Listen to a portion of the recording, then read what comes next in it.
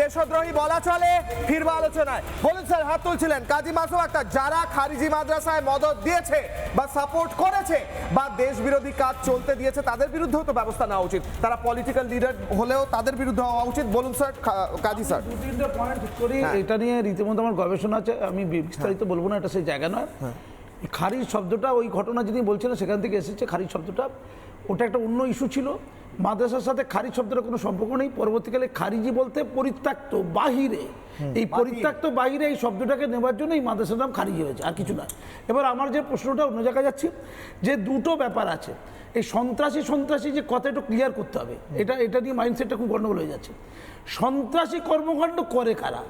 উচ্চ শিক্ষায় শিক্ষিত ডাক্তার, ইঞ্জিনিয়ার, টপ মোস্ট লেভেলের মানুষ যারা, তারা হচ্ছে সন্ত্রাসী কর্মকাণ্ডের মাস্টার মাইন্ড।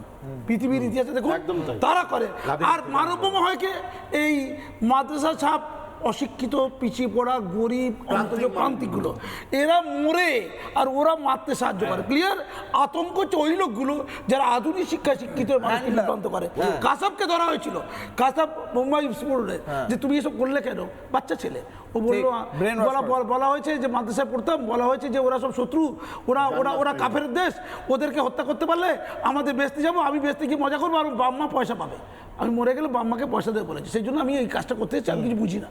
হলো, তার মানে এ বলি হলো আর করালো মাস্টারমাইন্ড, শিক্ষিত লোকেরা, আধুনিক মাস্টারমাইন্ডগুলো ধরতে হবে। ঠিক, ভারতবর্ষে সহ পৃথিবীতে যত ধরনের নাশকতা দেখবেন, তার মূল লোক হচ্ছে ওই চক্রীগুলো যারা উচ্চ শিক্ষায় শিক্ষিত। আমি ওই দিকে সাবধান। আমাকে যারা রক্তাক্ত করেছিল, পেছনে ছিল মাদ্রাসার লোকেরা, মেরেছিল বটে মাদ্রাসার কিছু লোকেরা, পেছনে ছিল শিক্ষিত উচ্চ বর্ণের, কৌলিন্য, উচ্চ বর্ণের, উচ্চকোটির লোকগুলো, তারা করেছিল না। ফলে আমাদের আরেকটা লাইন বলে দিই, খারিজি মাদ্রাসা যে প্রশ্নটা তুলছেন, এতে লোকসান টাকা, এতে যেমন দেশের ক্ষতি, সমাজের ক্ষতি, পাশাপাশি সবচেয়ে বড় ক্ষতি কার? নিজের কমিউনিটি, মুসলিম কমিউনিটির, এই অন্তজ প্রান্তিক পড়ুয়াদের ক্ষতি। তারা তাদের ভবিষ্যৎ ধ্বংস হয়ে যাচ্ছে। মুসলমান সমাজ যাদের ধর্মের প্রতি আবেগ আছে, তাদের আবেগটা নিয়েই বলছি, যে দেশের ক্ষতি, সমাজের ক্ষতির কথা তো বাদই দিলাম, তোমাদের সন্তানদের ক্ষতি। তারা উচ্চ শিক্ষা পাচ্ছে না, তারা চাকরি পাবে না, তারা ইমাম মাওলানা হবে, তারা খাবে কি, বাঁচবে কি করে? জাতি ধ্বংস হচ্ছে। নানা ধরনের কন্টেন্ট দেখার জন্য লাইক করুন, শেয়ার করুন আমাদের ফেসবুক পেজ, সাবস্ক্রাইব করুন আমাদের ইউটিউব চ্যানেল।